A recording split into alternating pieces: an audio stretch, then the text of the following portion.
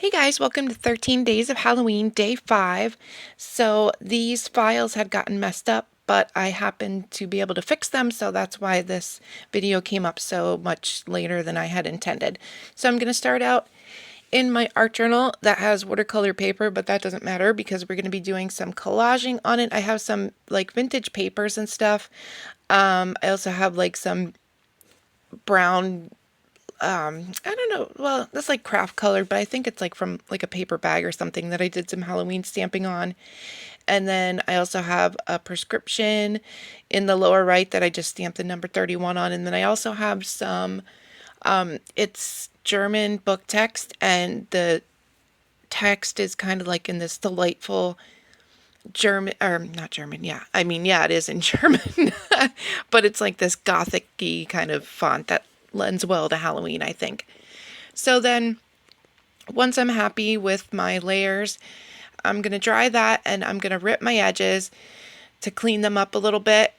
And the pieces that don't get glued down correctly, I just rip them off. It makes like a nice grungy look, and yeah, I just like it. So then I'm going to go in with some Handmade Modern acrylic paint and slate. This is a Target brand. I don't even know if they still carry this anymore.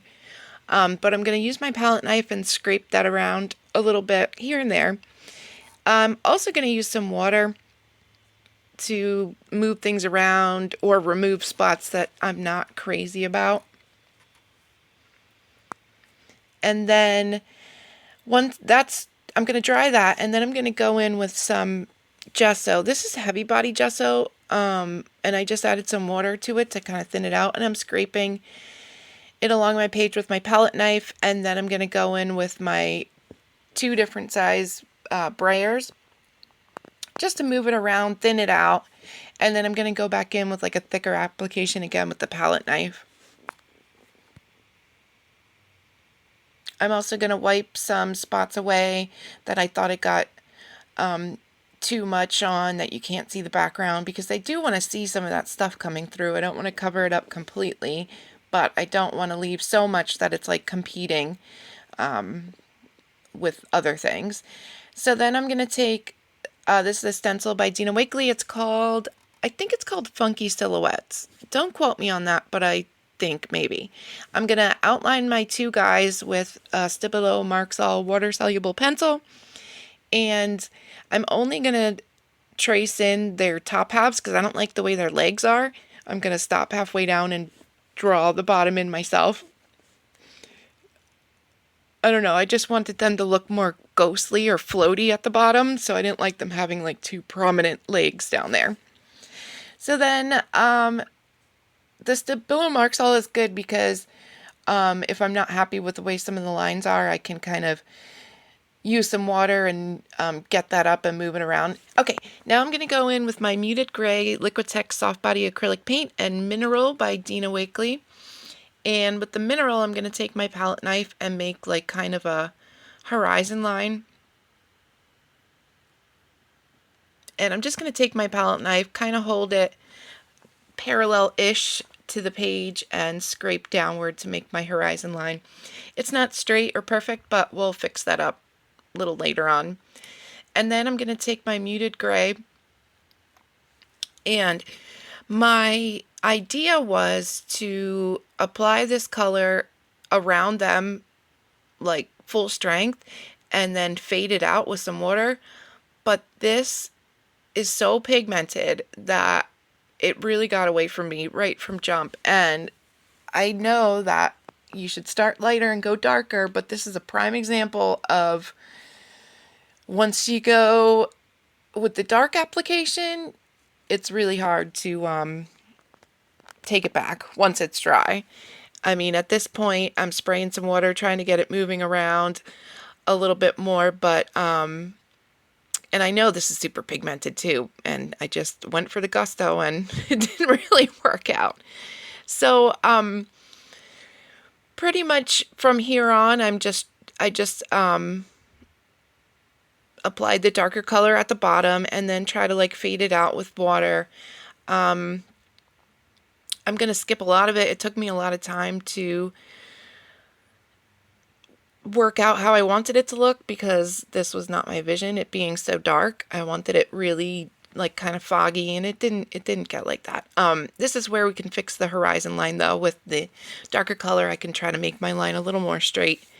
So yeah, I'm just gonna go in with the paint and the water and just try to go back and forth with it until I'm happy. I'm gonna go around my guys too, and it doesn't matter that the Stabilo is going to activate a little bit because the paint is so dark that you don't even notice it anyway. And then I'm going to go in with my Stabilo and kind of clean up some of those edges. And then for their bodies, I want a lot of that collaging to show, but I want to veil it a little bit. So I'm going to take some, this is Elephant by Dina Wakley, and I'm just going to concentrate that in the middle of their body, and then for like the little spots that I can't get to, like their little heads there, I'm going to use my paintbrush. And I'm not going to go all the way to the edge for two reasons. One, I wanted them to have like a little bit of a highlight around them, like they were like ghostly kind of figures. And two, I didn't want to activate that Stabilo with the gray, although I mean it would have looked fine if I did.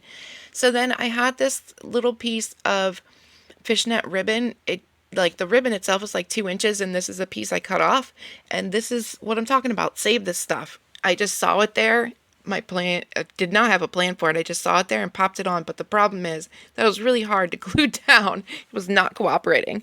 So once we get that worked out, I added a phrase across my guys, and then I'm going to take the stencil plus signs with a little bit of gesso. White paint would work as well, but I don't have any. And I'm going to go across everything. We're going to go across our guys, the words, the fish netting, everything gets some. So then once I'm happy with that, okay, I'm not happy yet. There we go. Once I'm happy with that, I'm going to take some more of that gesso and a palette knife and just really go at it, grunging it up. I'm going to go over my words. I'm going to go over my guys. I'm going to go over some of that fishnet.